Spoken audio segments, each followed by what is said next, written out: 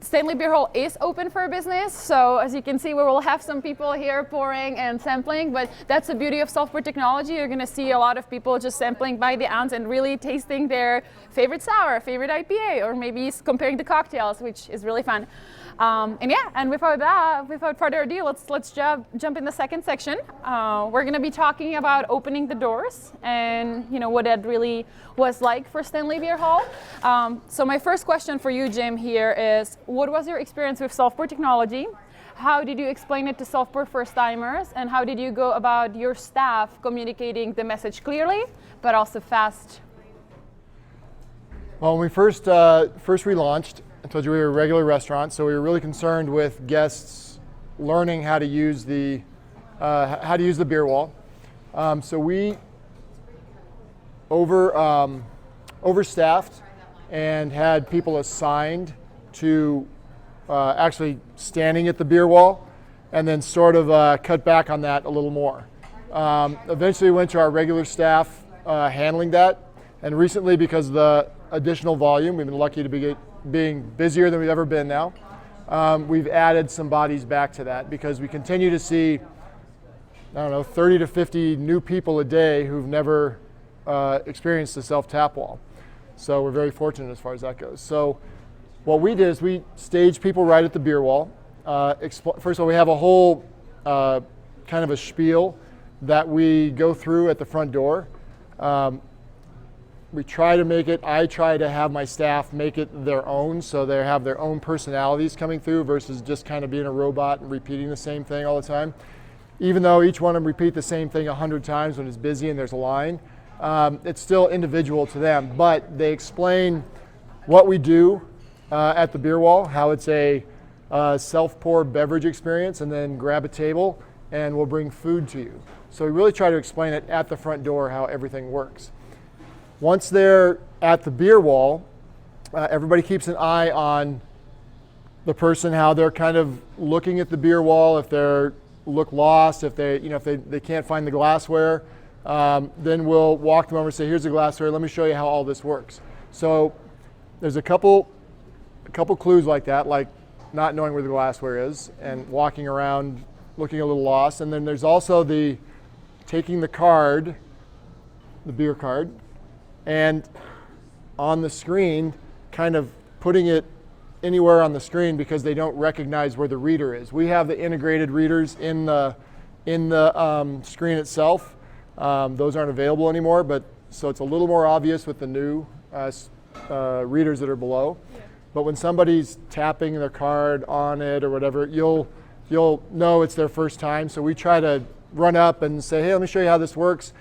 And then that gives us the opportunity to actually start to pour and show them how to tilt a glass and open the tap the whole way, because you'll be surprised how many people don't know how to pour beer.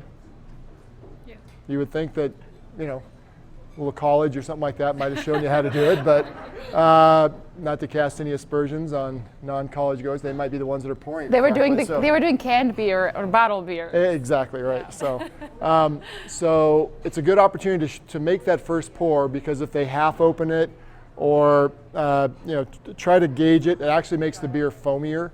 So then you want to show them, look, it's right. Just open the tap the whole way, tilt the glass, and then shut it off when you're done. Don't try and adjust it. So really, on a higher level, to answer your question, it's really to handhold them through the experience. When we have time at the front door, if it's this time of day and it's their first time in, we'll actually walk them back and talk to them, ask them how they found out about us, everything, and say, here's the glassware. We also have wine glasses around the corner. And then we explain what the beer wall is. We try to set up, our beer wall set up light to dark on this wall with our cocktails on the end. Around the corner is our wine and kombucha, and then we have more options outside on our outside beer wall. And then we'll ask them, what kind of beers do you like? And talk them through, and then start talking about beer. Just engage them and say, oh, look, you can just taste it. If you don't know what the beer is, you can either read about it by touching it, or you can actually just pour a little taste. That's the beauty of this. And now they're like, oh, I don't have to have a whole beer. It's a big light bulb for a lot of people. So that's the main thing that we do, is really just hand-holding, just typical hospitality. Yeah. Since this section is about the opening the door, I would love to hear some comparison of what you were doing for that software experience the first time around, you know, the first month or two, and how much that has changed over the years now. Is the staff, are they doing anything different? Did you maybe set up the glass differently than back in the day? Was the ice machine always here? You know, any tips that you've learned, any sort of pains that you can save them so they can do things right from the beginning? Yeah, so when we first built the beer wall, our soda machine and glass station was not right here. So we had a little bit of an odd glass before the ice machine. The soda machine was kind of tucked back. That happened to be where it was before, and we didn't really plan ahead for, even though we put the cocktails on this end so it was near the ice, we didn't really create an ice station. If you're gonna have cocktails, I highly recommend you have an ice machine built in the wall or something, because otherwise you end up having kind of a bucket or a cooler or something like that of ice right there, and it's not very guest friendly. So so in phase 2 of redoing this, we added this wall here, put the glassware close by, put the soda machine off because it was better to get the ice and then walk through, because we were getting a kind of a crowd of people and you couldn't get through everything, so I needed to stretch it out so people weren't standing there waiting. So what we changed was, from the way that we originally did it, was stretch everything out. Everybody became more familiar with how everything worked. We changed our language on how to explain everything to everybody, and then the attentiveness to the beer wall. From the previous system to pour my beer, we didn't have to do quite as much hand holding at the wall because the technology works so much better. So that's made it much better. Thank you. And we've kind of learned how to lay out the beer wall, have the right amount of beers that the guests want of each type and such like that, and just kind of systemize the whole thing. So that completely answers the opening the door part. No, it definitely it talks about the software experience, and that's really what I wanted them to get a better understanding. Same here, and for those that will later watch this recording. But the one important part that we also get as a huge part of the software experience is the glasses type. For example, I see that you have multiple glass types over here, and you even have a margarita setup glass here, right? Yes. Can you tell us a little bit more? Is this what you started with, or did you start with one type of glass and just add it? How did that go? We started with the 3 types that we have, the Belgian, the pint glasses, and the wine glasses. Okay. Normally we have all branded glasses. They cost about the same as non-branded glasses, but I ordered some in March, going back to the supply line, and they still haven't arrived. I got 1 out of the 3 types, so order your glassware ahead of time. Used to be it was 8 to 12 weeks. Now it apparently is 16 to whatever. So anyway, I was hoping to have a bunch of branded glasses for you guys today. But we started with this. With these styles right here, and we haven't changed the whole time. They work out very well, and you'll find that it doesn't really matter what you're pouring in them. Everybody has a specific glass they want to use. So I always grab a Belgian. Some people always grab a pint. What most people don't realize is the Belgian's actually bigger than the pint here, so that doesn't make a whole lot of difference, because our average pour here is 6.7 ounces at Stanley Beer Hall. It changes depending on where you're at. Up at Golden, it's a little over 7, and in Malcolm Yards, it's almost 8 ounces a pour in the operations that I'm involved with. So no, we started with these. I would suggest ordering more glasses than what you think you need on the shelf, because one of the big issues with glassware is having cold glasses to put out versus hot glasses. If you don't have enough glasses, they're coming straight out of your machine and onto the shelf, and then somebody's grabbing a hot glass and they'll put it down and grab something else. They'll find the least hot glass, and then when you pour a beer into a hot glass, it's going to foam. So now you have a bad experience for the guests. So you have to make sure you overorder your glasses so after they're washed, they have enough time to cool down. So we actually have a second dishwasher a glass washer, and once it comes out through our main dishwasher, then it goes into the glass washer, which makes it even hotter. And then we put them on a cart in our walk-in, and we have fans in our walk-in that blow on the glassware. So our glassware comes out cold in 3 to 5 minutes because we've had such a bad experience with putting out hot glassware. Now, you have to think about opening the door to your walk-in 100 times a day or whatever that happens to be. And one of our new operations that were just designed, we actually designed a walk-in, built a separate walk-in just specifically for cooling glasses. We're lucky enough to have space for that. We could never do that here. So it's very important. So can I ask, have you considered a glass cooler or a glass freezer that patrons use? Like a blast chiller? Or any bar, most bars have their own, the glass is chilled. Yeah, so the glass chillers don't usually hold enough glassware. So you want guests to grab a new glass when they go through the beer wall each time, for the most part, especially coming out of COVID. Last week we did right at 5,000 guests in Stanley Beer Hall. At Golden Mill we did almost 15,000 guests. 15,000 guests having 2 or 3 or 4 sips apiece is a lot of glassware. That's a lot of glass chillers. You can't, and then you have to stand in front of it to stock it while your guests are trying to get the glasses out of. So deciding where you're going to put your glasses is important. I know that I've seen a lot of places design their beer wall with the glassware underneath or above, and the issue is you've got people pouring beer and people trying to get glasses. So in my perspective, I would never put the beer glasses at the beer wall in any kind of a volume environment, because you want people grabbing their glass while other people are pouring, and then it's kind of flowing through. Otherwise, they're wrestling with each other to get to the glassware. So you need to have it staged, in my opinion, and depending on the volume that you're going to do, you need to have your glasses separate from there. So. Yeah, I'll add on to Jim's knowledge here. He's definitely operating very busy venues. We have some of the Pour My Beer family members utilizing the glassware at the bottom or at the top, and looks beautiful, works well for them, but it really depends on how much foot traffic you're getting, how busy that beverage wall is getting.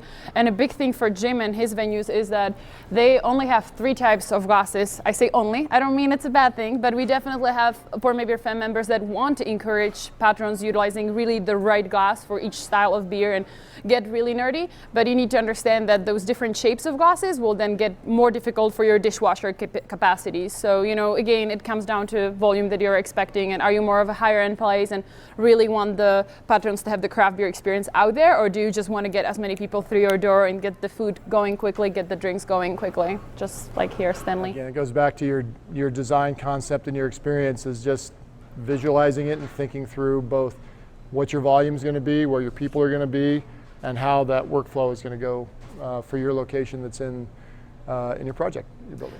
Before I hop into the next question, I just want to check with you. Did you do sample glasses at any point, or never did flights and sample glasses here? Can you tell us your reasoning behind that? Having more glasses. B, people kind of taste and then walk down the wall, and then once they find what they want, they pour whatever they're going to have, and then they come back.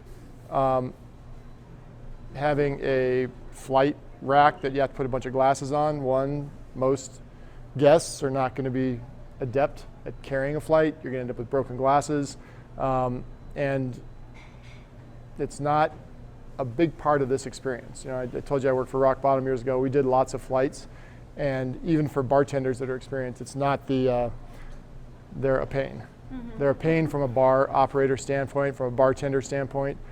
So I would never impose that on an inexperienced guest on that. So it's kind of it's more popular now and people know about them, but you're also having people tied up at your beer wall, and you're going to have, the rack that holds the glasses is going to be in your drain board in the way of other people, stuff like that. So yeah, I would never do that. So but that was my logic. Okay. All right, next question in the opening door section for anybody who's either here or joining us virtually, watching later as a video. If they are in the decision-making process in between I Pour It to Pour My Beer, can you just share them a little bit of the pain that you had to go through, and what was like the last drop for you to make that switch from iPor it to Pour My Beer? What was your lesson there? My biggest reason for changing it was the guest experience and how we looked. I think I mentioned earlier that we had pieces of paper over the screens because I couldn't get replacement parts and such like that. For me, that's untenable, especially coming from a fine dining background where you don't have a fork that's even somewhat skewed, much less a piece of paper stuck on your window somewhere. So to have that as a guest-facing part of our experience was just untenable. And then on top of that, to pick up the phone and call support, and the phone not being answered, and if you did leave a message, not getting a call back. In my experience, it was sometimes over a week. So it just wasn't a good fit. When it was operating, it was fine, but it broke down. We had to deal with something every day. Perfect timing with that phone ringing, right? Yes. Please don't go pick it up. Hopefully someone else from your crew can handle that. Okay, thank you for sharing that. Did you want to add anything to it? Yeah, no, it's really seeing how the technology worked when we did Broadway Market, the opportunity to be able to retrofit this location, and then additionally, and we had already made this decision, but having both my POS company and Pour My Beer building the integration that was going to get us to a single system versus a side-by-side system, all those things tied together made this make perfect sense for it. So that makes sense. Yeah. Great. What are the top 3 lessons that you have learned throughout your self-pour journey here in Stanley Beer Hall? Top 3 lessons. You can say more. So many. I've said this a lot, but really planning your experience and making sure it fits the flow that you're going to need. One of the big things that we found out after we put in the inside beer wall, is we had an outdoor patio, then we didn't have a beer wall outside, was that it limited how we were able to sell the space for private events, because we had to let people outside come inside and vice versa. So I couldn't rent out the patio as a one-off event because there wasn't a self-tap system out there without bringing them inside. So it wasn't really a segregated experience. I couldn't sell the whole inside and keep everybody out because I didn't have a beer wall outside. So that's part of the reason that we built the outside beer wall. So if you're going to do events and stuff like that, plan that. That turned out to be something that I can't say it was an additional cost, but something we should have done originally. I'm not sure that we could have done it originally, but so that's an important piece. Deciding your guest experience for the whole experience, especially as your self-pour system ties into your food, and exactly how those are going to tie together. Whether it's going to be like we do here, we do table service. Everybody gets their own drinks and they sit down, and our staff goes up and takes the order at the table. Or if it's going to be some kind of a walk-up window experience, or like we have at Golden Mill and Malcolm Yards for the food hall experience, or whether it's going to be a window type experience, all of that, and making sure that your flow and your bodies that have to run around can get to everything. The other big thing is having, and for us this was a big change, was having an integrated POS system that's fully integrated versus side-by-side for us.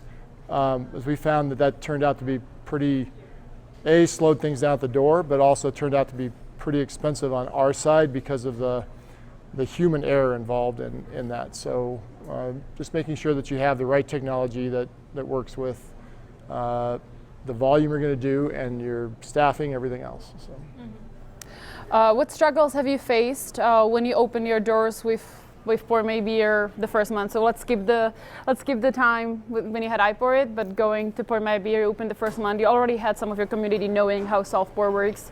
Did you have any struggles? Anything that you feel like you could have done better that they can learn? Those that watch later can learn from you.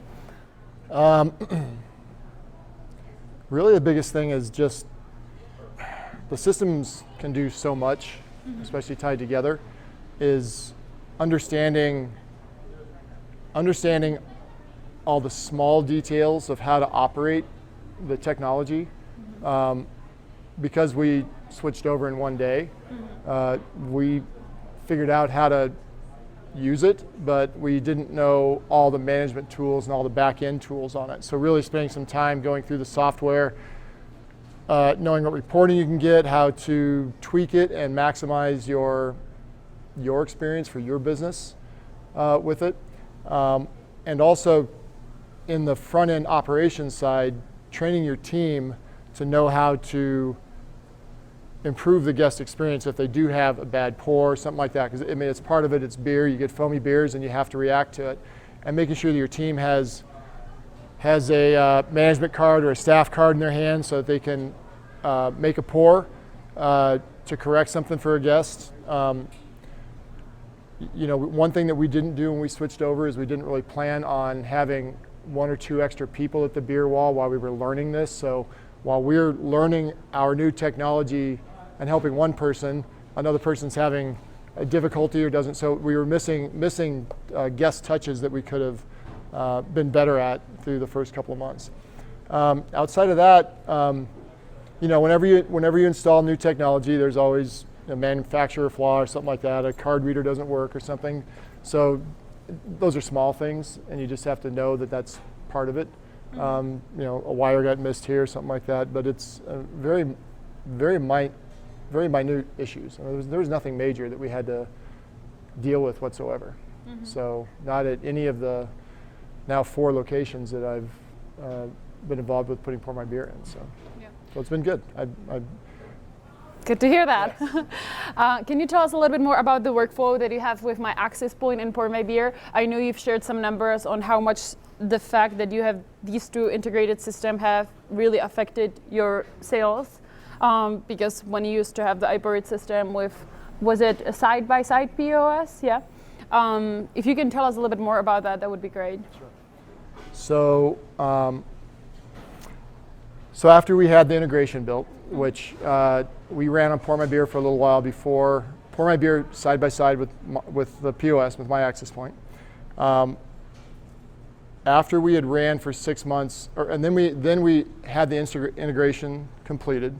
So then we evolved to integrated with Pour My Beer, and we ran for 6 months. And I went back to pull some numbers because I wanted to see what the pre-integration versus the post-integration numbers were. And there's a lot of things that happen in the non-integrated part. There's matching up checks, lost cards, things like that. People put their name Smith on one system and their credit card says Jones. It's because they haven't changed their married name from their ID, things like that. So you don't have the ability to match up the tickets in a not fully integrated environment. So I knew there was stuff that we were missing because at the end of the night I had to go and void off several checks that were in the pour system that were not captured in the POS system. So once we had operated for, and I will say, even in that, Pour My Beer was significantly better than the iPort system because of their interface on the screen on their input device. It was really difficult to find tickets on their device because just the way their GUI works. So anyway, once we'd gone through 6 months of the full integration, I went back and I pulled numbers, and we hadn't changed our prices or anything.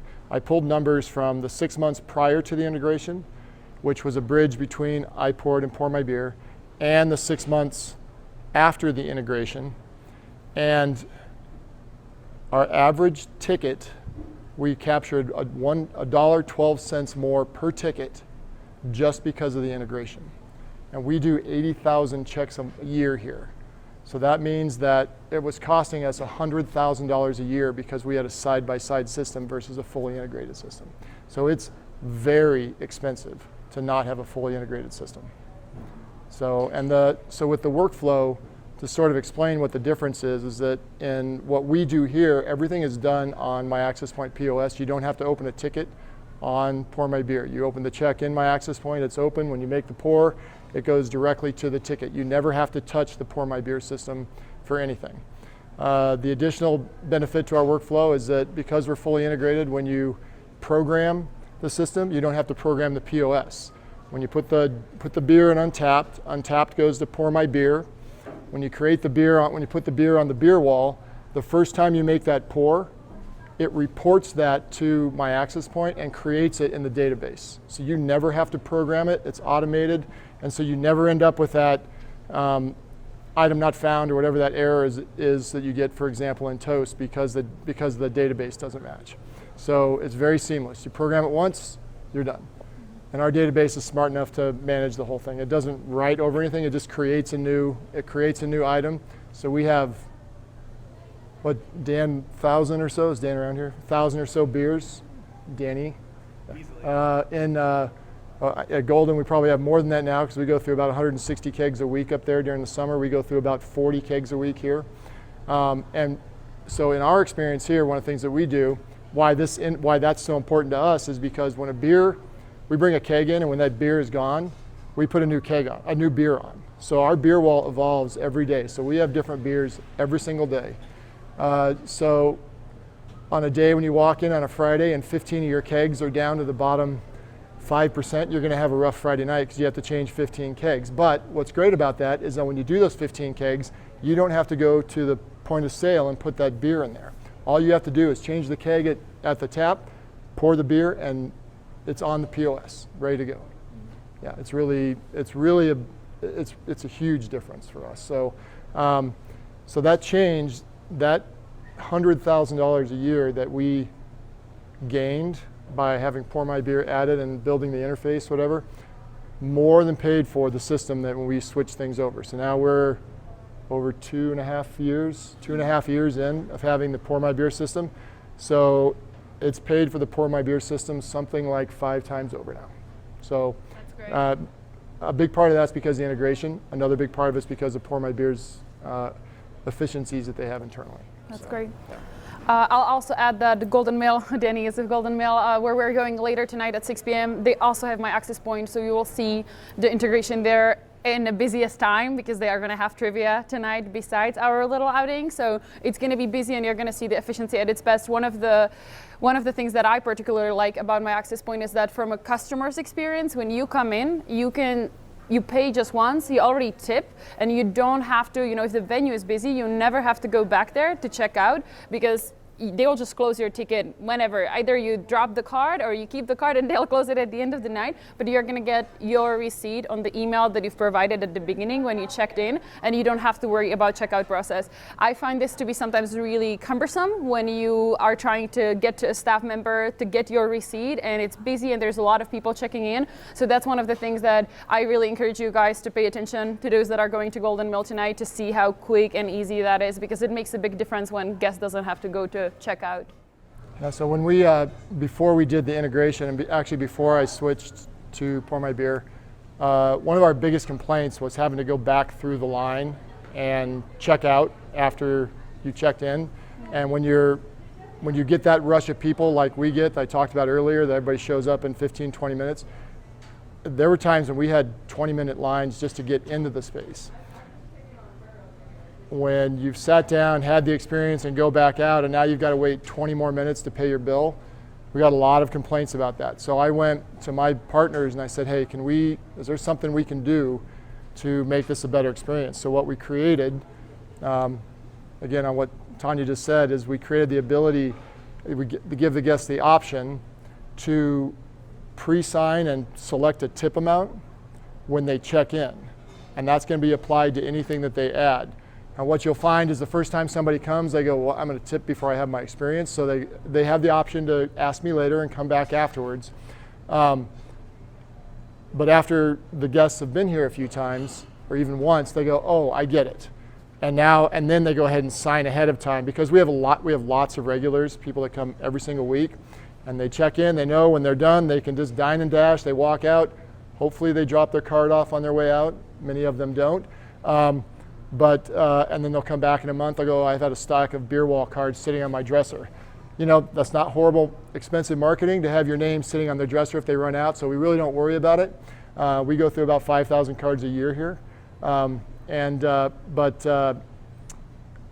the guest experience, we immediately, once we got that pre-tipping option added, we stopped getting those complaints about about having to wait back in line. So that's an important feature, and it's unique to our system. Now, just to clarify, when you go to Golden Mill tonight, they don't do the pre-tipping. They have a surcharge up there, which is a little different than what we do. So if you want to see that, we do have that here. So I can show it to you here if you want to see it while you're in. There's also some online videos for that. Sorry. I'll highly encourage everybody to later. We're almost done with the second section, and once when we're done with the third section, we do the Q&A. At that point, we can all walk into the cooler to cool down a little bit. You can ask Jeff any question, and we can show you how they chill the glasses. And at the same time, Jim can take you, any of you that are interested, he can do the demo for you and show you more on the back end of my access point. So let's dive into the last question of the second section here on opening the door. It's our shortest section, so everybody can fill up their drinks soon here before we get into the third one. I just want to know if there is any advice you can share with those operators that are about to open their doors. The first month or so, you've done a lot of changes. So if you were to open your door or advise somebody who's about to open their door next month, what are some of the key things that they should really keep in mind, and what they should maybe try to avoid and not making a mistake that you might have made, and you want them to not go through that pain? Well, right now, one of the big challenges is staffing. Okay. So I would advise that when you do your budgeting to open, that you have a little extra budget so that you can bring people on earlier. Hire them. You're going to have to pay them for a little bit, so you have a little bit longer of a load of carrying that staff. It's a little challenging hiring people right now, and you don't want to say, okay, I'm hiring. Let me go back. Historically, when we would get ready to open, we would have people come in 10 days, 12 days before we open, get the training done, then train them on the floor, and then have a week of testing and such like that. Nowadays, you really need to have probably a 2 or 3 week window that you can hire and have, if you find some good employees, have them on and just pay them for that 2 or 3 weeks, because the big thing with servers is if they don't get a job today, they'll have a job tomorrow, and they're not going to wait for you to open your doors for the most part. So have a little bit of a budget there. Mm-hmm. I'd say become familiar with your workflow. Do some testing. Make sure that you understand, have your staff act like guests and have them come through and make sure you haven't missed anything in your workflow. Actually serve them, have them go through the technology and rotate the staff through all of the positions in the training piece. I think is an important part of things. Would you recommend that before even soft opening? Yes. Yeah. Yeah, absolutely, before soft opening. All the openings I do, I'll stand there and I'll direct the team and I'll tell them, okay, go read this ticket, go take this order from table 22, and try and make the place feel like live fire before the soft opening comes in. One of the things about soft openings is, except for friends and family who are pretty forgiving normally, they can also be the biggest complainers. I had a horrible experience and I was there. Well, it was our first night. Well, you're still, anyway. Sorry, little scarring there. That's the beauty about friends and family, though. They'll give you honest feedback. Yeah, for years to come. An important thing to remember about the first week that you open, the first day that you open, is that even though you're doing a soft opening, once you get past friends and family, is that the first whatever X number of people, 10,000 people, 1,000 people, whatever, they're going to come through your door. They're the ones that are the most excited to see you. They're the most likely people to be your regulars. So if you're having a soft opening, you have to expect that those first people that come in are the most important people that are ever going to be to your business. You can't have a so-so experience on your soft opening, even though you're just practicing. So you have to be ready for that day. You can't just kind of put on half of a show that day. I'll take Union Station, for example. We didn't get a chance, there was no chance of practicing for 23,000 people. But we practiced for a week in the most live fire possible situations I could come up with 100 people and friends and family. But you can't get ready for 23,000 people to come through your door. We were able to pull it off. We had our systems in place for it. We were able to visualize and stuff like that, so it went very well. But if you have 1,000 people come through your door the first day and they're the people that are going to be your regulars and you really throw up a big goose egg, it's going to take you months to recover. So you're better off in that. If your opening date, you set a date for the 20th and you're not ready, do not open on the 20th. It's much cheaper for you to push it a week. I know everybody's like, I got to get revenue. That lost week of revenue is way cheaper than having a bad experience for those people to come in. Always push it. If you're not ready, do not open.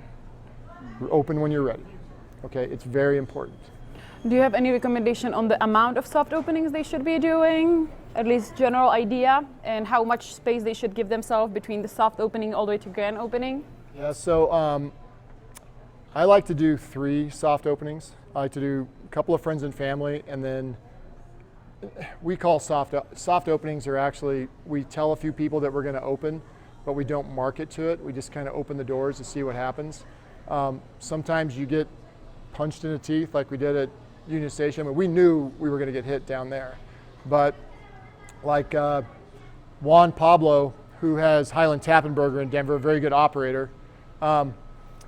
He did a soft opening at his new place up in Westminster, and they thought they were just going to be kind of dead, didn't really staff for it. In 20 minutes, they had an hour wait on their very first day opening. Now they're much slower than that now, and I think they probably weren't quite ready for that soft opening. So you never know what you're going to get, and Juan's a great local operator here. So you have to be ready for that. And you also, some of these soft openings, especially friends and family and stuff like that, you're going to learn a couple things about your kitchen, about where your food's coming off of, things like that. Like don't make the mistake of, I did this in a soft opening. We were trying to save money, so we took this place I opened in North Carolina. Ownership, not me. I'm going to push it off on somebody else, but they decided they weren't going to have steaks and a couple other items, steak and lobster and a couple other things for their soft opening because they didn't want to spend all the money. Well, steaks and those items came off of this half of the kitchen. They still had all the people that were coming for steak. So now they had everything ordered and it all came off of one station. So we were 2-hour ticket times waiting for the food for the people that we invited for a soft opening, and we couldn't get food out. Some people never got fed and never came back. So you have to think about those things. Those steaks, we could have paid $100 a pound and that would have been cheaper than that mistake. So you have to think about those things. So when you do the soft openings, the first ones are friends and family, don't limit some of those things. You really want it, you want every station in your restaurant to get some, A, some live fire, and B, see where your weaknesses are. Sometimes you have to re-engineer your menu to fit your kitchen. One of the things that I've done here is retooled the kitchen because our burger's so popular. We won Best Burger in Denver 2 years in a row. I'll have to say that. I hope you guys enjoyed them. So, there's still a lot more. Yeah, I'll save the advertisement for that. But because it's such a huge thing here, we had 48% of our items coming off of one station in the kitchen. So I actually had to put in a second flat top and split up that workflow, and it cut down our ticket times by about 10 minutes during our busy times. On that, one of the big advantages of the self-pour world is when people come in, and going back to when we switched this over, people coming in and sitting for half an hour, not getting a cocktail, and then their food not coming out and stuff like that, the clock's ticking and they're going like this. One of the great things about the self-tap world is when people walk in, they walk in within a minute or two, the time of year, they have a cocktail in their hand, wine, beer, or cocktails. That clock stops ticking. They stop worrying about that first appetizer is going to hit anything else. All of a sudden, everything is much easier. So it changes the whole pace of your restaurant and the whole expectation for your restaurant. So it's a big advantage for the self-pour world. So. Thank you. Thank you, Jim. This concludes our second section of opening the door. We're going to dive into ongoing success, which is our last section, third section here, soon. And then after, we'll open it to you, to audience, to ask any questions that you have for Jim.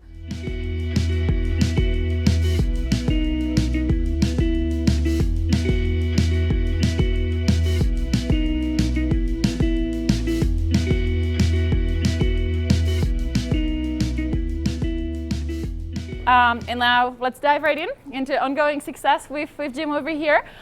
So Jim, my first question to you over here will be if you can tell us how long did it take you to meet your ROI on your Pour My Beer setup, and how was that with also the previous self-pour provider? Can you talk a little bit more timeline for us here?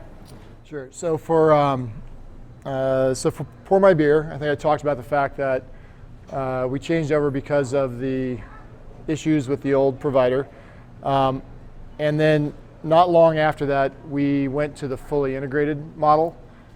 So our ROI increased dramatically, or the timeline shortened dramatically.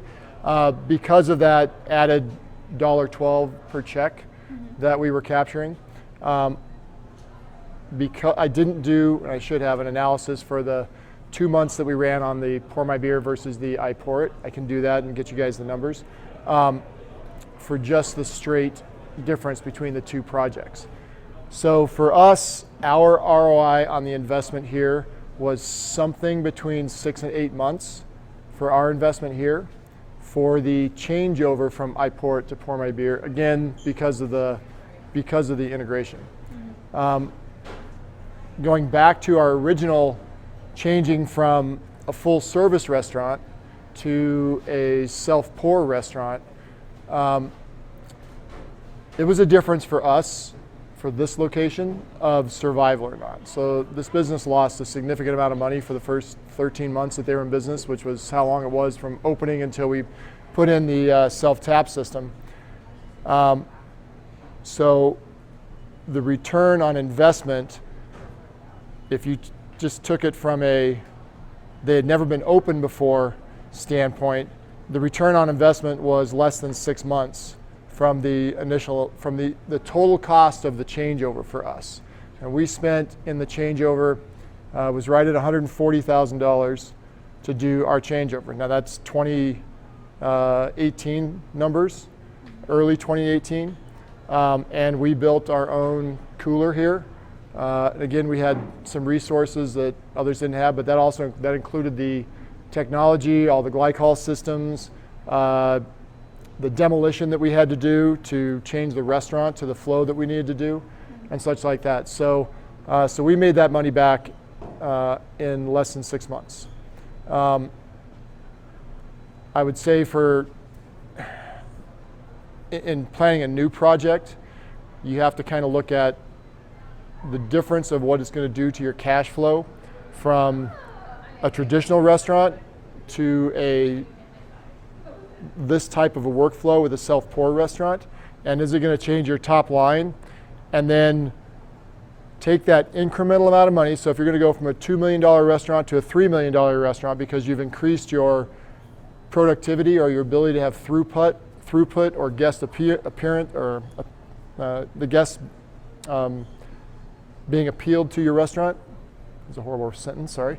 And take that increase in revenue, take your prime cost and the balance of the money that comes into your gross profit, take half of that and factor that in, divide your cost of changing over by that increase. So it's going to be somewhere, if you're doing a 60% prime cost, and in our business, for those who don't know, prime cost is your total labor, including load, plus your cost of goods. So that model needs to be somewhere between 55 and 63% on a traditional restaurant. You can run much lower than that if you're doing a food hall and such like that, but you want to have that model in there somewhere. And then all of the rest of your costs have to come from that other 40-ish% of your business. So in this model, that increase, that would mean that you have 40% of gross profit above your prime cost. I know this is getting a little nerdy here, sorry. So now that means you've got 20% of that increased revenue that's potentially bottom line accretive numbers. So if your system costs you $100,000 to change, it's $100,000 divided by that increase of the 20%. So a $500,000 increase in workflow will pay for that over the course of the year. So that's kind of what that equation looks like. Again, it's going to be project specific and experience specific, but That's the way I would analyze the ability to afford this or to choose this up front. And I know those are sometimes coming up with those top line numbers to create those models is a little difficult, but find your basis, believe in your basis of your numbers, and then factor in the difference between traditional versus self-pour. Or any other change that you do. Any other change you do, you got to factor the same way. But if you know you're going to do, for some reason, 2 million because it's already what you do, hey, I think I can increase by X. So we increased the sales here by almost $800,000 a year versus the previous flow, going from traditional restaurant to that. And again, that had a little bit to do with the challenges here. And we are, I did the numbers this morning and yet right now because of COVID, you have to compare 2019 numbers versus 2020 or 2021. But we are up 22% in June 1st to June 19th over 2019. And we're running something between 28 and 32% since March, since COVID kind of got over. Is it over? It's not over. So we're running up near 30% over 2019 numbers for top line revenue. This ties in really well into second question. Just a quick reminder here for everybody who has questions, please write them down. We only have a few more questions in this section 3, and I would love to hear some questions from the audience. Jim, this is a very relevant question for today's environment. How do you go about your labor? How do you manage your labor? How do you go about scheduling? How many staff members do you schedule per average night, if there is such a thing as your average night? Tell us a little bit more about that, please.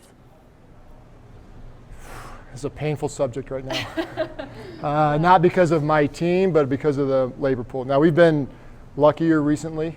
We've been getting some great new people that have joined, been very, very lucky. But during COVID, we would put an ad out and we would get 50 applicants and call and get interviews and nobody would show up. And we went months without a person walking in the door.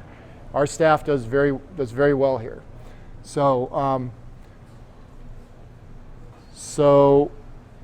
I'll start with the pay structure. So we do a traditional minimum wage plus gratuity. Because of our ability to do the gratuity at the front door when everybody comes in, our entire front of the house staff is a pooled house.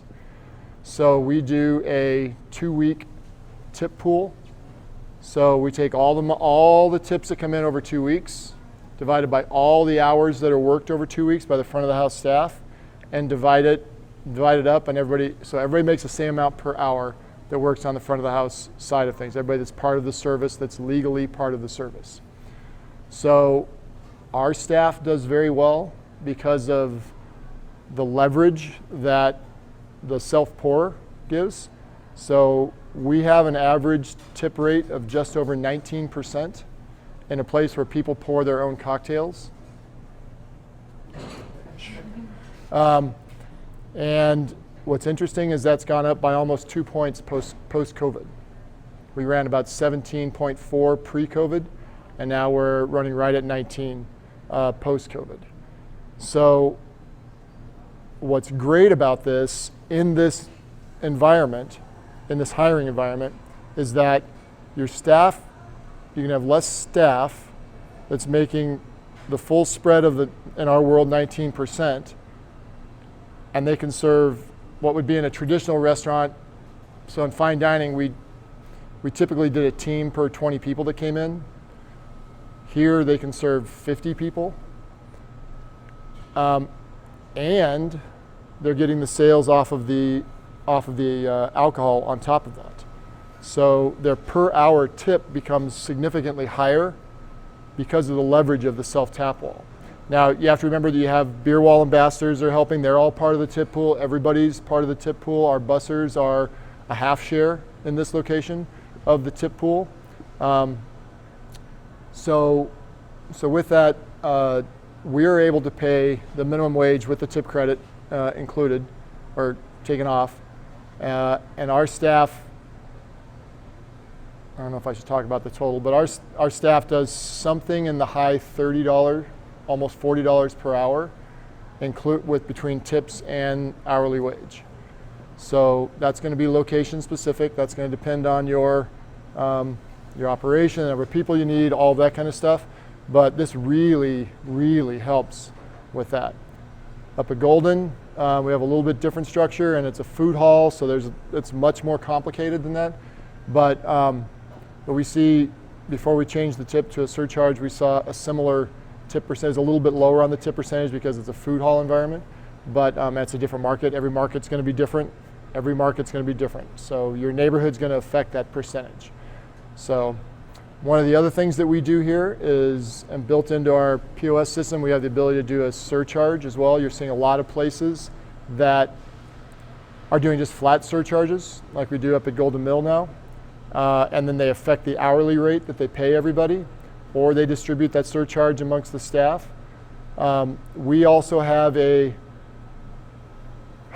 cost of living surcharge that we're able to distribute to our back of the house staff, which keeps us from having to raise the cost of our food, and people don't mind. So we have a 4% fee that we charge at the beer hall, and that allows us to pay our kitchen team, who've been here since before COVID.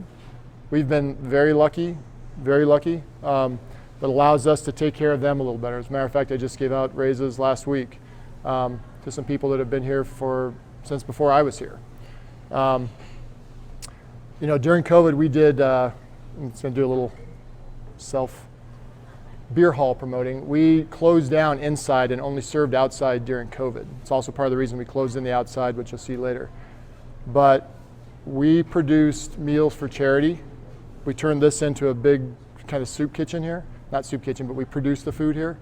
And we did like an assembly line to me. It was, yeah. So we had all these tables laid out, and our team came in, allowed us to keep our kitchen staff working during this whole time. There was some government money to help pay for it, and some private money and stuff like that. And then we funded it a little bit. But we produced 162,000 meals for charity during COVID that we gave out to charity. Then we had between 9 and 11 charities that would show up here every day and pick up about 100 meals a day, and then take it back to their charity and hand it out. There's a few days that, this is always painful, there's a few days that they couldn't pick it up, so we would take and drive it to the charity, and there's a line of cars of families just there just to pick up meals that couldn't feed themselves. So it was pretty rewarding. So we were glad to be able to do it. But anyway, so we were closed in here for all of COVID and did all of that. But what was a great thing, going back to the labor piece, was we were able to take care of a kitchen staff that didn't have a lot of options to take care of themselves during COVID, and pay them with some of that funding that came in, and keep their families well too. So we were able to be pretty dynamic on this whole thing. So you said 162,000 meals? 162,000 meals. Cheers to that, guys. I think we all should raise our glass to that. That's amazing how many people you were able to feed. Cheers. That's great. That's impressive. Wish we could have done more. Hey, you've done so much for your community. Thank you. So, thank you. So anyway, that's our pay structure for the most part. We have a few managers, a few keyed employees that make a little bit higher rate, that have some higher level of responsibility, that have been around. Managers, Dina, who's been here before me, our GM, and her husband, Nick, the chef, have been here since before that. And then Dan, who's running around as well, who handles all of our ordering and stuff like that. Different Dan than Danny. Yeah. Dan, sorry about that earlier. Does all of our ordering and such like that. They've been a really great team. We had to run stripped down during COVID, but we're able to run with three managers on salary as our standard. We're looking for a very qualified addition to our team right now that we're out of COVID and can pay another member. Mm-hmm. But Dan and Dina and Nick have kept the place on their back and picked up the extra hours and stuff like that. So it's just asking a little more and taking care of your team.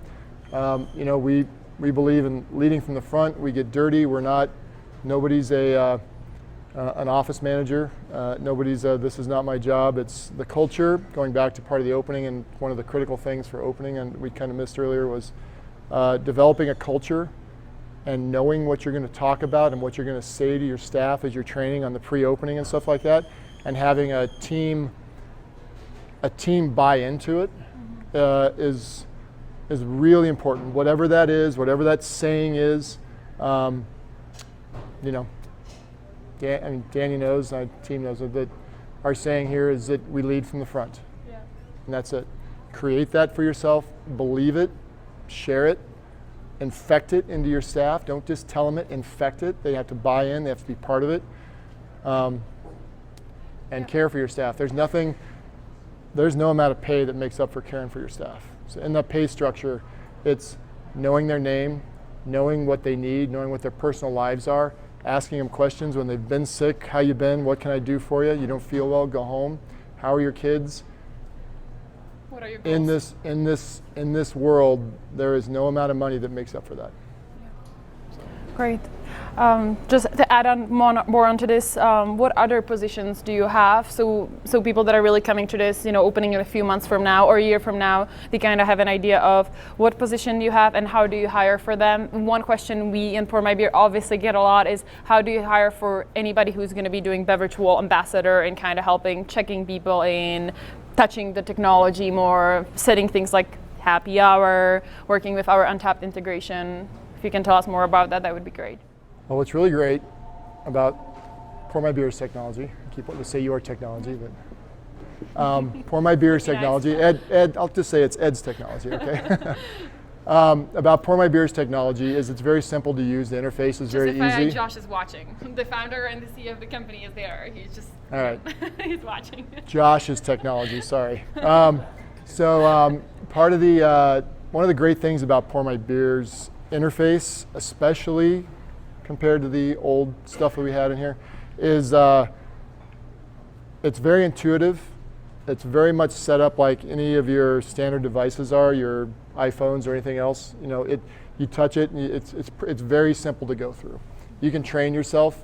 I did an opening for one of my clients out in California, is Hyatt, who put in a Pour My Beer system, really cool system. And the Mainzer Theater? That's Mainzer Theater, yep. And I did a training with them, and their staff kind of flipped over after I was gone. And the managers out there just let the staff go learn for themselves. They didn't even have to train them on it. So it's really a compliment to what Pour My Beer has created at the screen level. So there's really, it's really easy, especially for the more millennial you are. Nothing personal. The more millennial you are, the more intuitive all of this stuff is. So the less you have to train the younger set on how this stuff works. Now, hiring for that, I hire based on personality for the most part. Now, we always say that this is not the place because of how busy we get to learn how to wait tables or do some of the other things that we do. However, again, this is entertainment people business. I usually know within 30 to 45 seconds whether I'm going to hire somebody. I've been fooled on both sides of that a few times, but because your interaction with your guests is going to be a few seconds. So you're going to know from your response to what that interview is to what your guest response is going to be. And they can sit there and tell me I've done these 500 different things, but if they do it in a way that's very flat and very sleepy and stuff like that. I just had an interview the other day that lots of experience from a great background, but just negative and flat. I'm like, but you're not the person for this. So I hire based on personality, and then I'll ask a few questions that are, well, can you add, just little things like that, can you count change, counting change. We don't, 97.3% of all of our transactions are credit card because of the workflow. So there's not a lot of change counting. So even if they mess up every one of them, you're not going to lose much money. So that's kind of great about this. But it's safe, yeah, secure. It's credit cards, so you got to pay fees. But anyway, yeah. Getting somebody that's excited to be part of something. Like we just got, the person we just hired yesterday sent an email back which from a server position, about how excited they were to be part of the Stanley Beer Hall team. I read that driving in this morning. Not while I was driving, but Well, you know, yeah, I was going to ask you about that. sitting at a light, driving in. And I was like, wow, that's really, really refreshing. So I know we hired the right person just because they're being engaged and they're being part of it. But to me, it's personality for everything that's on the front of the house. Because if I like them, I'm probably the wrong person to say that, but if I think somebody else is going to like them, then my team is going to like them. And I've hired some people who are, I think, very oddly outgoing and chatty and stuff like that, and people that I think are odd that my guests love. I'm not talking about you, Danny, sorry. So you're odd, just not in the same way. So, but it's okay to go outside of your standard. Don't get stuck in a box, especially in things. Think about how your guests are going to perceive them. And remember, we have a wide, especially in a busy place, you have a wide net of people that are coming in, and sometimes somebody's great with one table, and they're just not great with another table. And just coach your team, if they're going to be one of those odd ones, just to say, hey, you need to read your table and all that, and don't be yourself in front of this table. Be as businessy as you can be, and vice versa for somebody that's kind of over, businessy like I am, where you have to be a little bit more outgoing and trying to bring it out of you when you're in front of the guests. So I interview with those things in mind. Back of the house is very different. Back of the house has to have some skills. We actively take from our dish room up through, we try to develop people and try and get them out of the dish pit. So if somebody comes in and they're a dishwasher, we'll start them on not our normal day, because our normal day dishwasher, Ruben, has been here since we opened. I know all of you operators are shocked by that, but he's amazing. But he does a lot of prep and puts away orders and does ordering and all that kind of stuff. So develop the skills in the people that are coming in that are working the hardest and getting the dirtiest, because they'll appreciate it, and they're worth their weight in gold. All of us know that the worst day you ever have in this business is when the day your dishwasher calls in and you're 1,000 people coming in. I've washed dishes in a suit many times. Those are your worst days. So those guys are worth their weight in gold.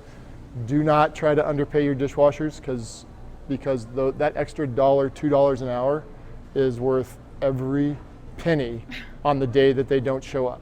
When somebody else has offered them, you paid them whatever, $18 an hour, and now somebody else offered them $18.50, and they're gone, and they will be gone for 50 cents an hour. It's just not worth it. So I know it's a little of an indirect answer, but it's more the style we do. It's helpful, and thank you for that advice. I mean, everybody can take it or leave it, but it's clearly it works for you, works in many locations. So it's up to you guys. It's up to you guys how you decide to take that advice. One more thing on this whole area, obviously now with a labor crisis, with what's happening, where do you go to find those new people when it seems like there's not enough of the workers out there? Do you chase them in Denver on the streets, or what? Haven't hired anybody off the street yet. I would in a second. So there's a few things that we implore. So there's the typical avenues, such as Craigslist and Poached, which is a big industry thing. We found a lot of success recently on Indeed, especially getting a lot of manager applicants, which we're trying to add to our team. One of the other things I really do is we set a bounty with our team. So I've told my team members that if they go encourage somebody to leave another restaurant, if you go to a restaurant and you find a great server, try and encourage them to come here. I will give each of you $1,000, $500 when you hire them and they've started, and then another $500 after they've been here for 30 days to both the employee and the staff that brings them in. So there's a $1,000 bounty to hire somebody that they've recruited somewhere. We used to call it, in the Texas chain I opened, we called it stirring the pot. We didn't do a bounty, but because then you could just say, hey, we're going to be the busiest place in town, and people would leave. But we would go to other restaurants and go, hey, here's our card, here's our card, here's our card. So we're actively, management, everybody actively looks for that when they go out and they leave their card. They say, hey, we'd love for you to come join our team. So there's a few of that. We also have our staff ask their friends and family to come. Family, usually we stay away from that on the front of the house, but friends, do you know anybody? Because typically your good servers know people like them and they'll bring in a good team. So all of those avenues are the direction we go. Be creative. You know, this bounty was something, wasn't my idea. Actually, Minnesota had this issue going on when we opened Malcolm Yards up there. Yep. And we found other places that were doing it, so we decided to employ it down there. That actually, we've got a couple. It hasn't been as useful as I'd like. Can people outside of your team recommend people to work here? Of course. Okay. We For will beer take gift all cards? recommendations. Yes, yes, give you $1,000 in beer. You have to consume Sounds it good to all me. in one day. So, yeah. So there's yeah. So it's tough, and really the positions that each position is different.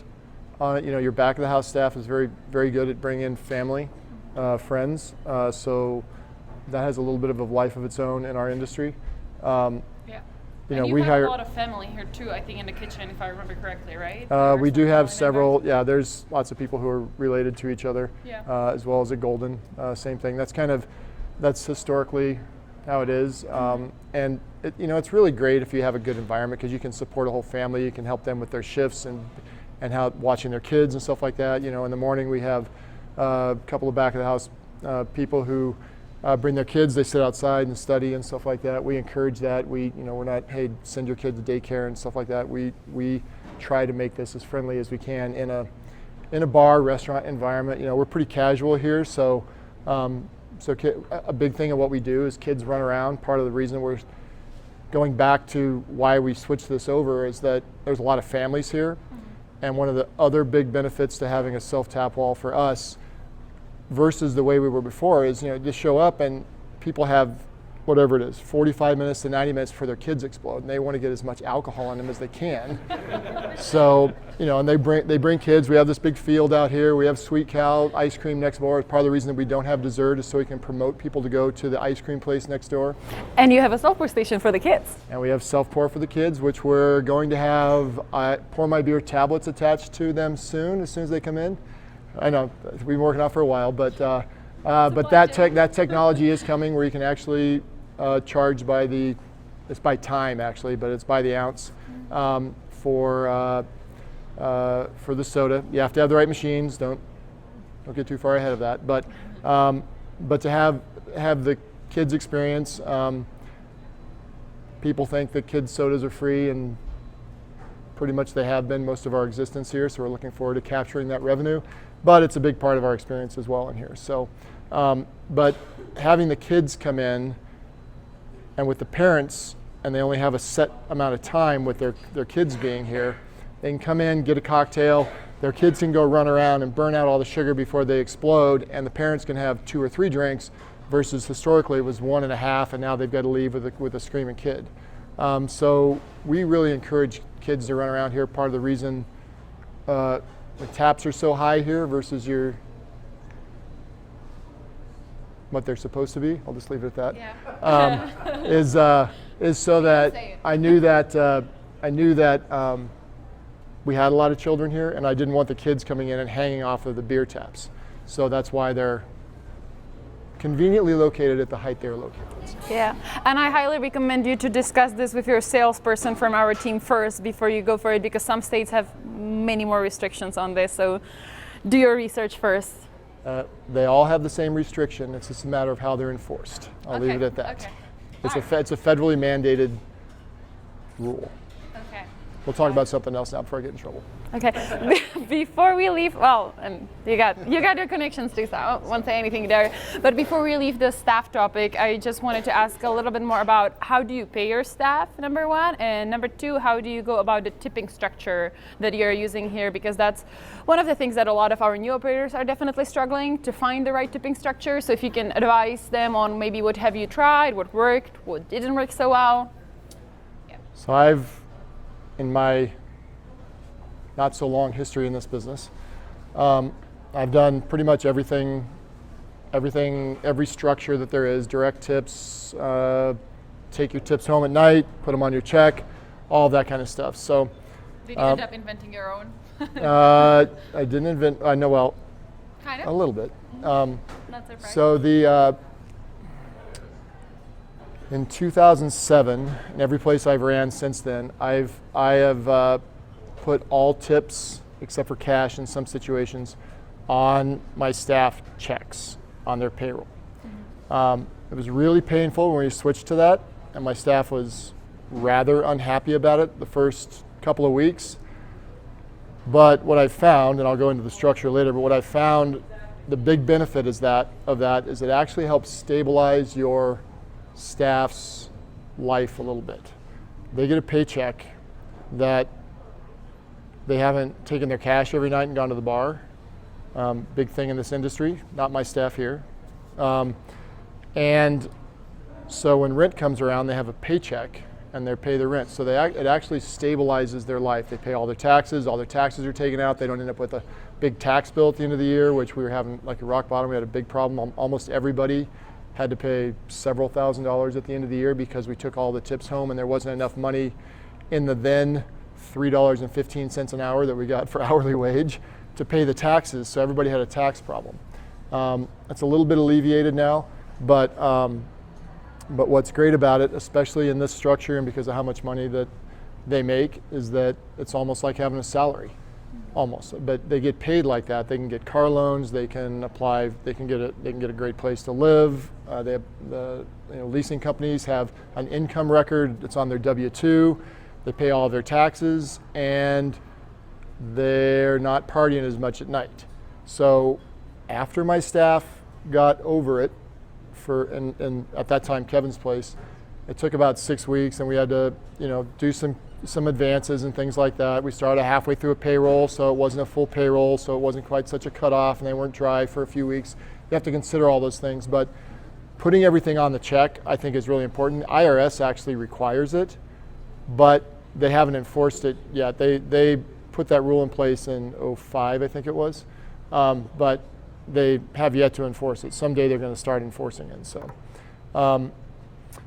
on the structure side of things, like I said here, we're a tip pooled house. So all the tips that come in go into a big pot. So if we have, it's way more than this, but if we have $1,000 a week in tips and there's 100 hours of total front of the house hours for that week, I take the $1,000 divided by 100, and that tells me how many dollars per hour the team gets. So that's $10 an hour, and then they get $10 an hour times how many hours they worked. So, and that's whether they're a beer wall ambassador, a server, a trainer. They don't get as a trainee. And then our bussers, porters, who handle stocking glasses and putting glassware in the beer wall, doing some table clearing and stuff like that. They're on a half share of the total tip pool. So that's how we do it. Everybody gets the same base rate. That's how we do it. So that's what we do here. So I've done every other possible example. I mean, you can certainly do direct tips at the table, but with the self-pour piece of it, it's hard to say this table poured this amount. Mm-hmm. Well, this person served this amount for the table. It obviously tracks back to the table, but who actually served that? So you have beer wall ambassadors, you can't give 100% of that tip to the person that's just doing the food service. So you really have to think through that in your logic, both legally, because there's a lot of rules about how you can cut up tips and mandate who gets tips. Mm-hmm. Something to be aware of. You're not allowed to use, you probably know this, but you're not allowed to share your tips with the back of the house unless everybody is paid minimum wage. And then you can force that. That was a law that was signed 4 years ago, a federal law. But you can't take the tip credit then. So that affects what you're able to do with the tips. And then, even then, there's still all kinds of rules around it. So there's a couple of famous, locally famous lawsuit with one of the sushi places in town who was forcing the front of the house staff to give tips to their sushi chefs and lost a lot of money.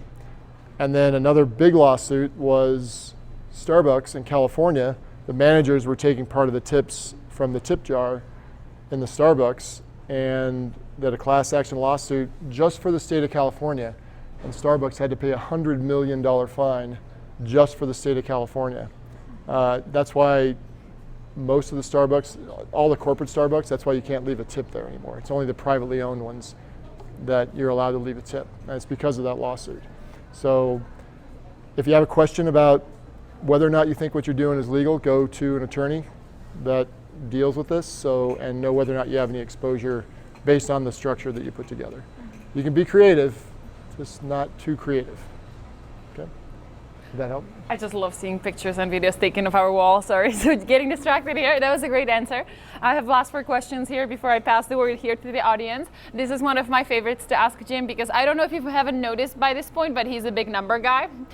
So he kind of knows a thing or two about how to crack the numbers and do the great reporting. Obviously, my access point helps a lot here, and you don't have to do so much math on your own. But he still has a very detailed answer for you later if you feel like you want to dive into something really deep.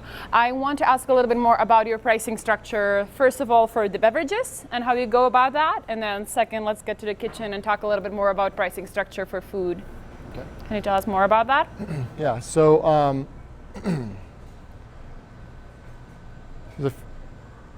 I have a target of blended liquor costs that I try to reach. You always want it to be lower, but one of the things that I don't want to ever have happen here is a guest leave and they have sticker shock because of the drinks they've had on the beer wall. So there's a couple of things that I implore, and that's I have a limit on how much per keg that per half barrel that is the top line that I allow my ordering managers to order. There's a couple of small exceptions to that, gluten-free and stuff. It's just more expensive. You can't get it. But I want to have a maximum per ounce price at the beer wall. I don't want somebody pouring a $3 an ounce beer. So they're just, even on special occasions, I don't allow them in the beer hall because somebody, even if you put a big sign that says flashing lights, this is expensive, they're going to pour it and go, oh, that was ridiculous, that was expensive. And you're just going to eat that cost. So, and now they're pissed off at your business. Shouldn't say that online. So, they're angry with your business. Is that better? Can I take over from there? I'll take it. So, so that's one. So I put a limit on that.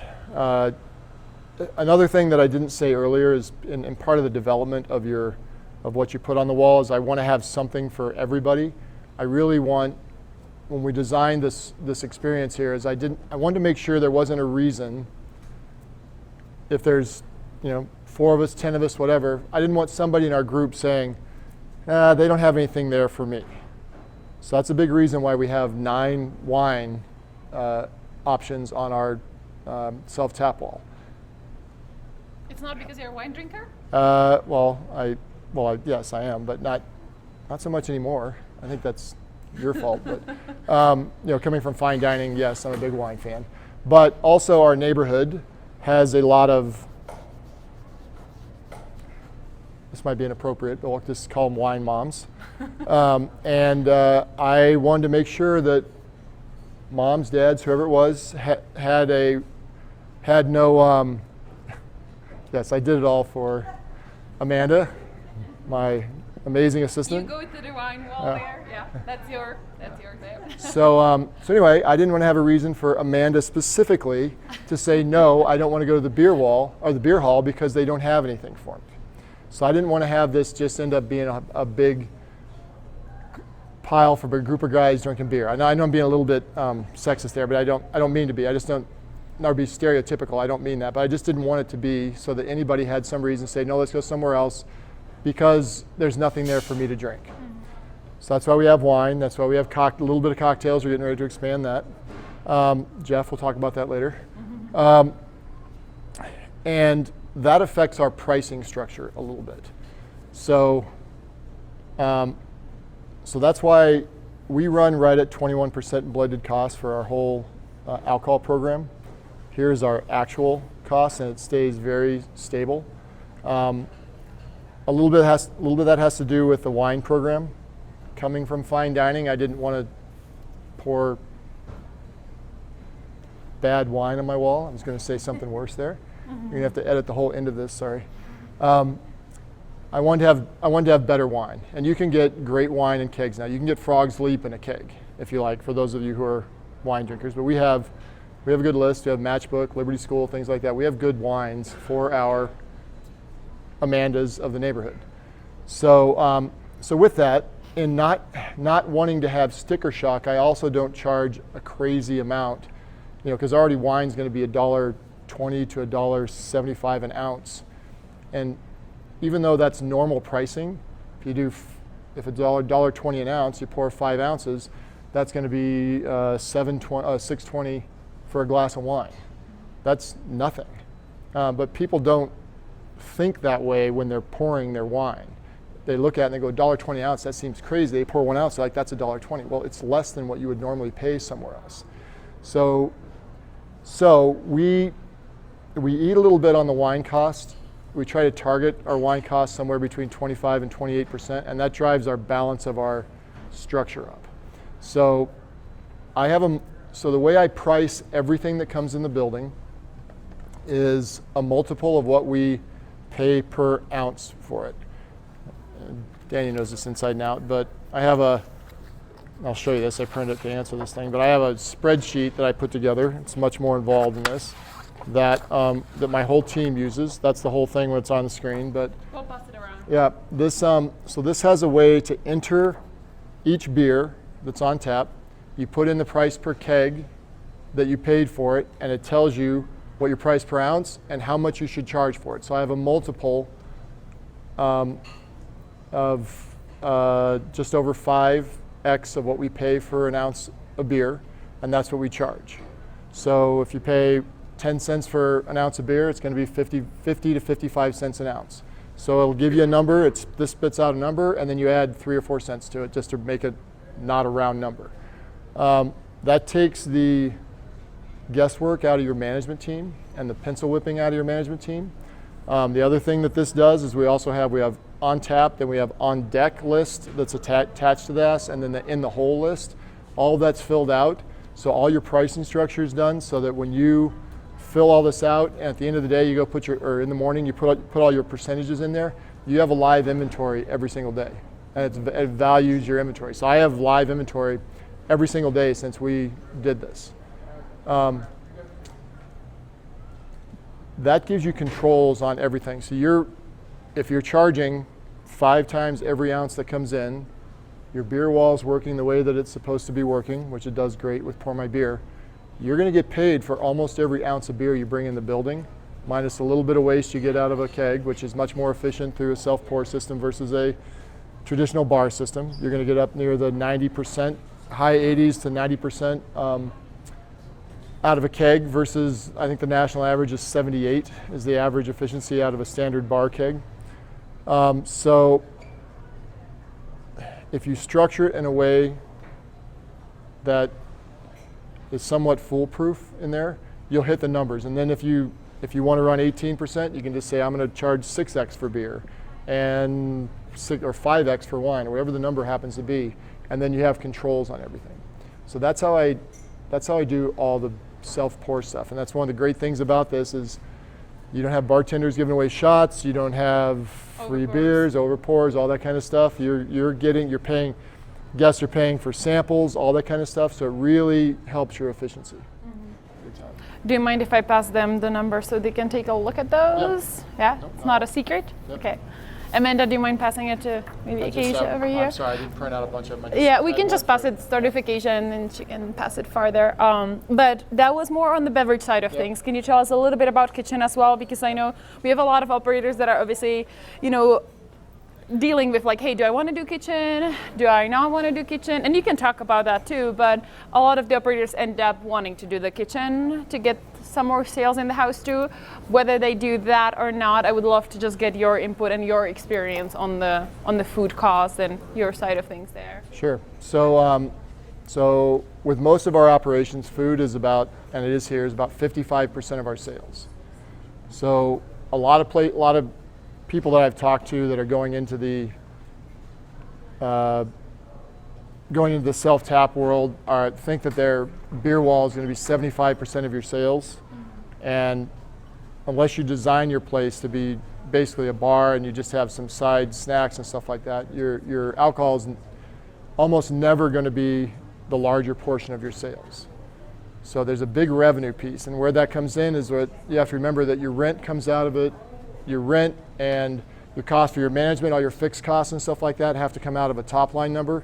So if you need that additional 55% in sales, you need that because you need that revenue to pay the people and pay your rent and stuff like that. So that's kind of, it's about 55, 45, and it's stagnant. It changes a couple of decimal points, but that's very consistent here. On food cost, I typically try to run a 32% food cost. I try to have a little bit better quality food. We don't buy a lot of, or many, pre-prepped items, stuff like that. I mean, tater tots, yes. Obviously not making those ourselves, but but in here you'll see the chili and stuff like that. We make everything in-house, and that comes from kind of a fine dining background. I think it's better to have an elevated food experience versus, throwing some frozen stuff out of the freezer into a fryer. Recently, because of the supply chain issues, we've been running in the mid 35%, and that's including with some price increases. So really, that you have to engineer your menu where you're going to have things that are 20% and things that are 40% food cost, but you really want to try and run it to hit that 60% prime cost model. You really want to run it somewhere in the high 20s to low 30% food cost on your blended scale, on your blended P-mix and your sales and such like that. So with having a 21% alcohol and 35% currently with food costs, 35.2 last month, we're running right at 30% cost of goods for our total sales in the operation. So that's a couple of points higher than I would like to run, but it's all part of the current supply line world. People have accepted a little bit higher prices on menus and such like that. We raised ours like $1 an item, but we hear a little bit about it, and there is a point where you're going to get pushback where people are like, I'm not going to spend $20 for a burger. I've said several times, I think in the next year, burgers are going to be $25 a burger at our level. So at some point, you're just going to have to accept it because the money supply line is going to push all this stuff up. But if you build your pro forma model to that prime cost, and then your labor cost is running around 29-30%, that's what's going to run 28%. And your food cost is running, or your cost of goods is running 30-32%, that's going to hit your model. So you have to, if you can run your labor cost down at the 20% because you're just doing walk-up service and there's not a lot of support staff, you can afford a couple extra points in food. And vice versa. If you're running a higher labor cost, you have to run a lower food cost because those numbers have to come in that 55 to 63% number combined based on the way the rest of your business works. Mm-hmm. So all these things kind of tie together. Thank you, Jim. I have last two questions before I pass the word to the audience. Number one, you've touched on it, but you have a beverage wall outside as well. We've seen this across the board that a lot of the Pour Beer family members are now adding one wall in their main space and another wall at, I will call it as a private event space. Sometimes it's just a separate area. It's not always for private events, but it's I will maybe spoil your answer a little bit, but to just kind of break the flow and the traffic a little bit. So we've been seeing that a lot more, and I wanted to just get your take on it. Why do you have that second beverage wall, and what beverages do you offer there? Is it the same offering that you have in here? And any things that you've done differently for that second beverage wall versus this one, and the setup, like the glasses and the cocktail machine. We would love to hear about that, and again, learn from your mistake, hopefully. Well, we did the outside beer wall. I'd wanted to do it for a while. The main reason for me here was we had a lot of requests for being able to rent out one space or the other, but because we had the indoor beer wall, we couldn't rent out the outdoor patio as a private space. Everybody would come inside. Plus, before we did the outside was only a half-covered structure, and it was all dirt. There wasn't any garage doors. It wasn't enclosed at all. There was no walls. It was just 6 posts and a half a roof. So that limited the times that we could do it. And if we booked an event out there and it rained, everybody had to be under half, and then they had to run under here because it wasn't covered going from outside to inside. So we couldn't really commit to events, especially in the winter, for people to come in. So we had to turn away a lot of events. So I wanted to be able to sell either indoors or outdoors as the full experience. That's why we have a soda machine outside as well, so that if somebody wants to rent outside, I can keep inside open to everybody, and they'll still drift in for that. But if they specifically they want to rent inside, I still have a full experience outside for them, even though we only have 14 taps versus 37 inside. That's why we have so much traffic floating in here too today, to just get the better stuff. So that was really my main driving reason. And then further, during COVID, when we built this whole structure, was to be able to have 3.5 seasons. I'd love to have 4, but have 3.5 season patio out there. So at Christmas, I can actually commit to doing an outdoor Christmas party and have 200 people and charge $15,000. And that we had to turn that business away. That was calling us. We could have booked every holiday weekend in the season for that. So that had a lot to do with why we did outside. The other piece of it was just volume. We're a high volume place, so we have 168 seats inside. Our total seating capacity is about 400. So most of our seating's outside. So in the winter, when that went away, we were less than half of our potential volume. So, and we felt it. So another part of it was trying to smooth out the business cycle of winter, and not in the winter we would lose money and have to make all the money back in the summer. So it's really kind of trying to flatten out that business cycle and just have more capacity during that time. From the selections on the beer wall, outside we have the margarita inside and outside, which we sell a lot of. It's the number one selling product in the space.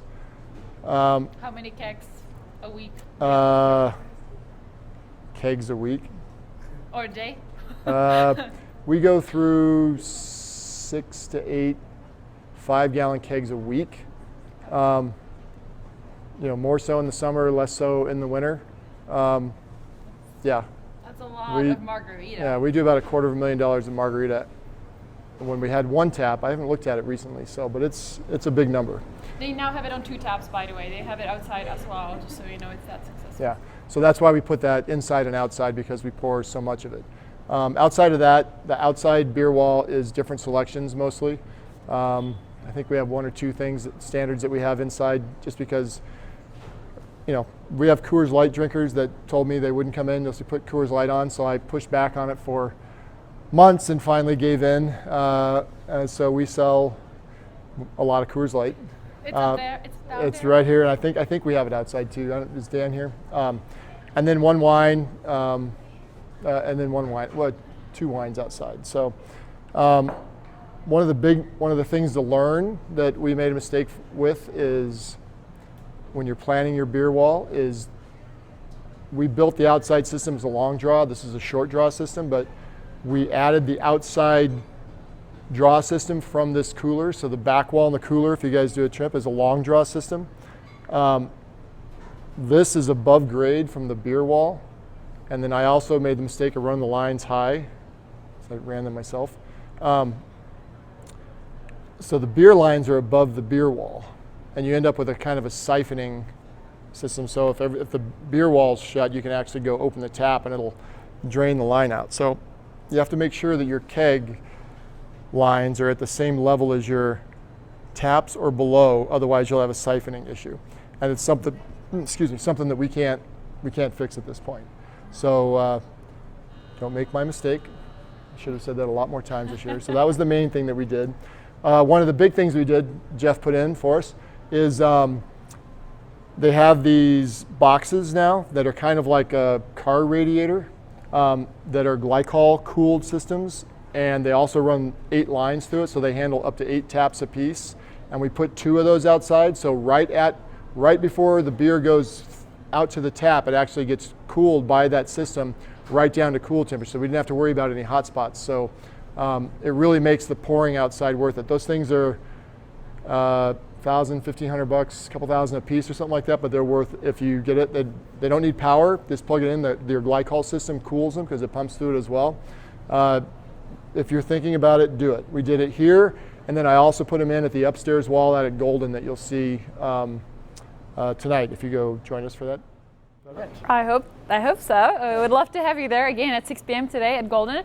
My last question for you, and I'm curious to hear that answer. What's next for Stanley Beer Hall? Like, what you constantly keep improving. There's always something new, more cocktails, different products. So what is next? Well, we're adding a seasonal menu. Okay. We got a couple other ideas on the menu side. So we're going to go to a regular seasonal menu.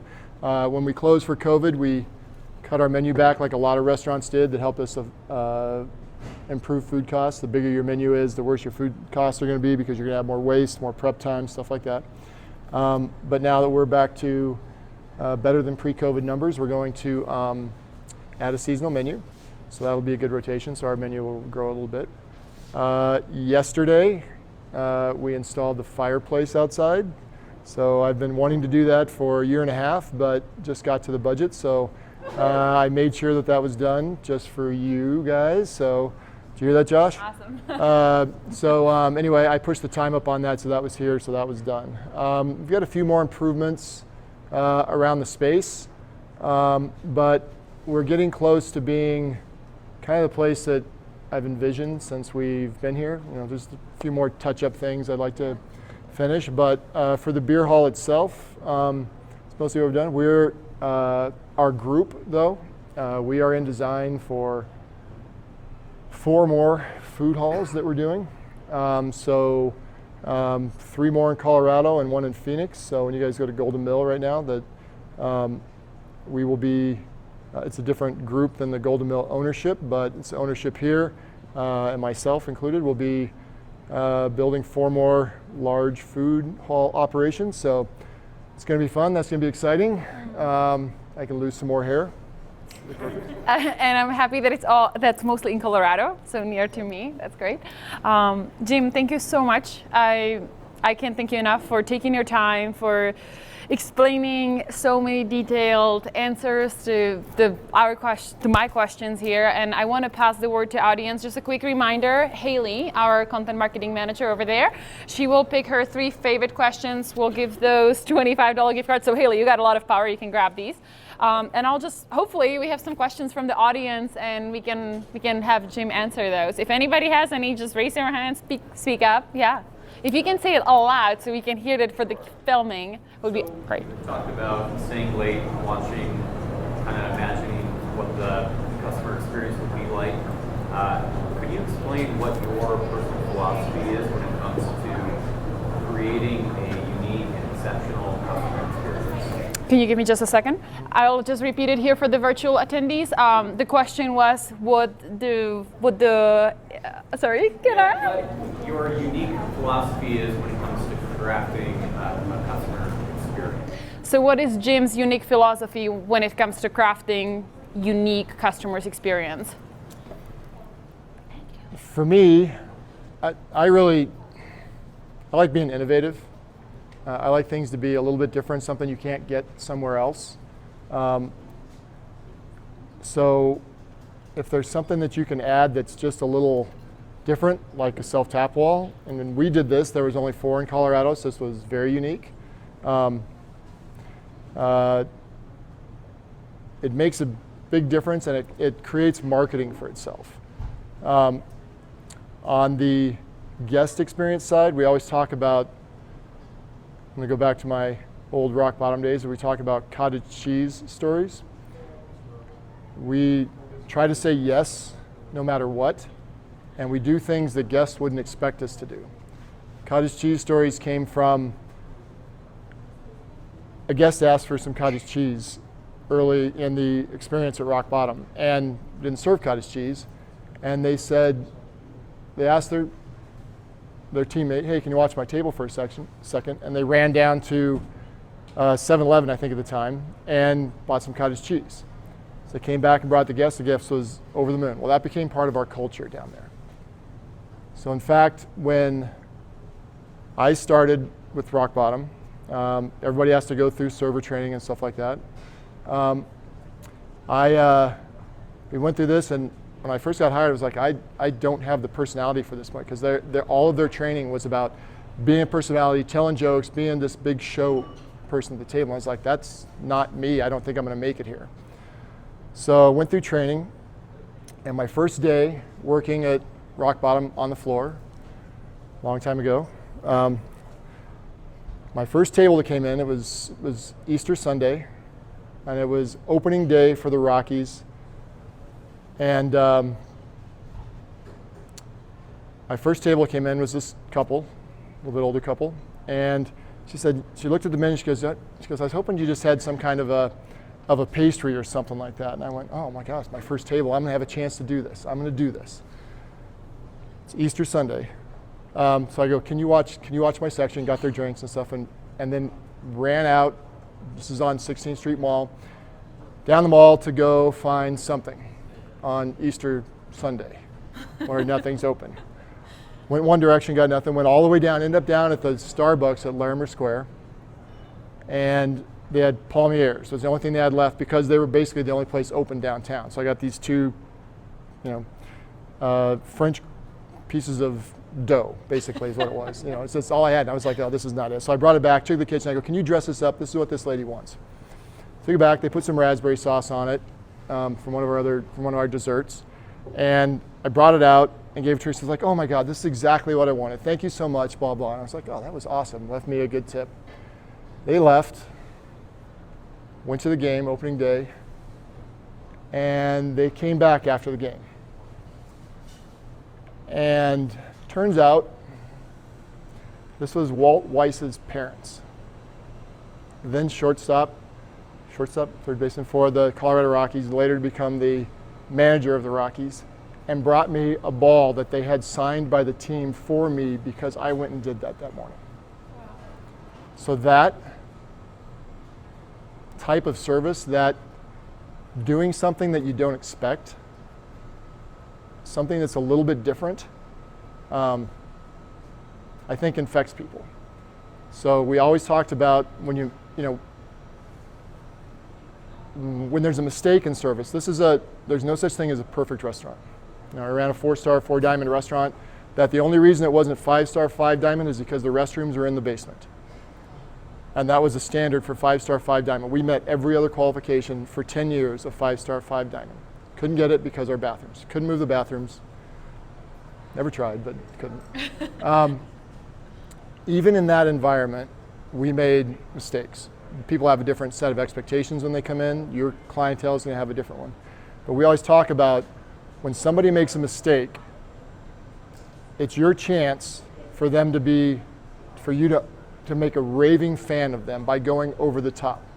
And I'll share one more story if I can. This again was a Rock Bottom. So we had a guy came in, had lunch at Rock Bottom, and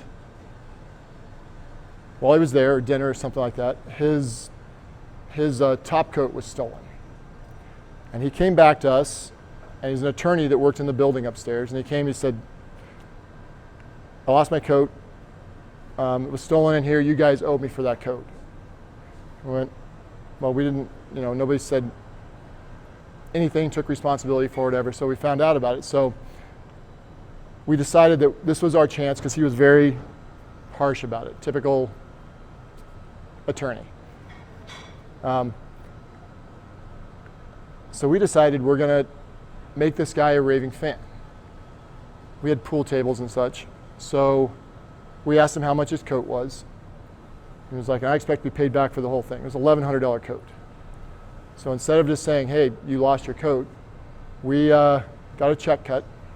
We knew he liked to play pool, and we went and took one of the pool sticks that we sold, $300 or $400 pool stick from the back in the pool hall, and we went upstairs to his law firm. It was me and one of the other managers, and said, hey, can we talk to him? And he walked out, he knew who it was, and we said, yeah, we just went. He goes, no, because he thought we were going to be, tell him no, we're not going to pay it. So he took us in the conference room and sat down and did the whole, okay, so what are we going to do about this? And we just said, you know what?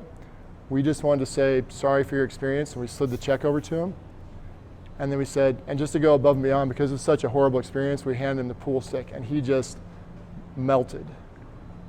He brought so many people and so many clients into our restaurant. He was there probably 3 to 5 days a week from then on.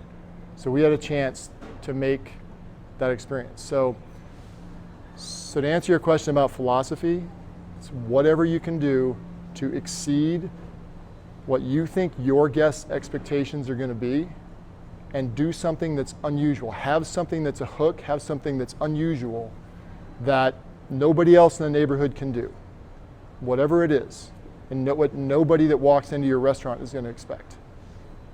And then they'll talk about it. When we put the self-tap wall in, it was amazing to me how it promoted itself. People would bring their neighbors in, and you know how we had to teach them when they first came in. They were like, no, I want to show you this. I want to show you this. There was one woman that came in and this is a week after we opened, and she came back in, and her friend was dragging their suitcase with them. And she's like, I love this place. She goes, I went and picked my friend up from the airport, and I had to bring him here straight from the airport, and he still had his luggage with him, rolled it in from it in the first week we were here. That's how much this promotes your business. So this is our hook a little bit. Our people are our hook. Our space is our hook. You just have to figure out what that is, because everybody has alcohol. Everybody has food. If you're in the pizza business, everybody has pizza. You just have to figure out what your thing is. Thank you so much for that. Hopefully it answered that question. Do we have any other questions from the audience? One of you there, and we'll switch. Yep. So we just opened our place about a week ago, and we have 18 taps, and a couple of them are cocktails.